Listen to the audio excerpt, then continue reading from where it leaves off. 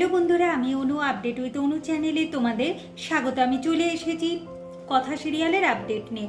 কথা সিরিয়ালে দেখা যাচ্ছে যে এভি কথা এরা সবাই সার্কিট হাউসের রুমে ফিরে আসে।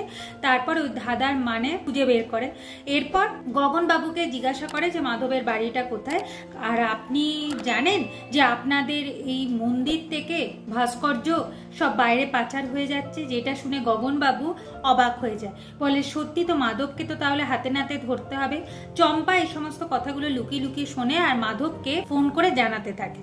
তবে চম্পা যে লুকিয়ে লুকিয়ে শুনছিল সেটা কথা ধরে ফেলে, কারণ চম্পার চুলের কাটা সেখানে পড়ে থাকে আর সেটা কথা দেখতে পায়। এর থেকে স্পষ্টই বোঝা যাচ্ছে যে চম্পা এসবের মধ্যে যুক্ত। তবে গগন বাবু বলে চম্পাকে আগের থেকে সে চিনত না, হঠাৎ করেই চম্পাকে দেখতে পাচ্ছে। তার মানে তো সহজেই বোঝা যাচ্ছে যে মাধবের চেনাশোনাকে। এরপর এভি কথা এবং সবাই মাধবদের বাড়িতে যায়, কিন্তু মাধব সেখান থেকে গায়েব হয়ে গেছে। এরপর তারা হাটে আসে আর গণেশ ঠাকুরের কাছে প্রার্থনা করতে থাকে। ঠিক সেই সময় মাতু দিদি আবার একটা ধাঁধা বলতে থাকে, আর ওই ধাঁধার মানে হলো যে মাছের পেটেই রয়েছে রহস্য।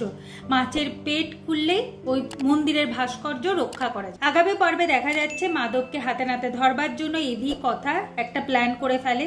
কি না, প্রান্তিকে ফিট করা গুন্ডা মাধবকে ফোন করে বলে যে গণেশ ঠাকুরের পায়ের নিচে একটা ছোট্ট মূর্তি রাখা আছে।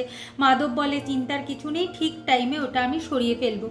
এরপর দেখা যাচ্ছে যে গণেশ ঠাকুরের কাছে এভি কথা এবং সবাই খুব গান নাচ করছে। মাধব এদিকে লুকিয়ে লুকিয়ে গণেশ ঠাকুরের পায়ের তলা থেকে মূর্তিটা সরাতে যায়, দেখে কিনা গণেশ ঠাকুরের পাটা মানুষের পায়ের মতো। ঠিক তখনই মাধবকে হাতে নাতে ধরে।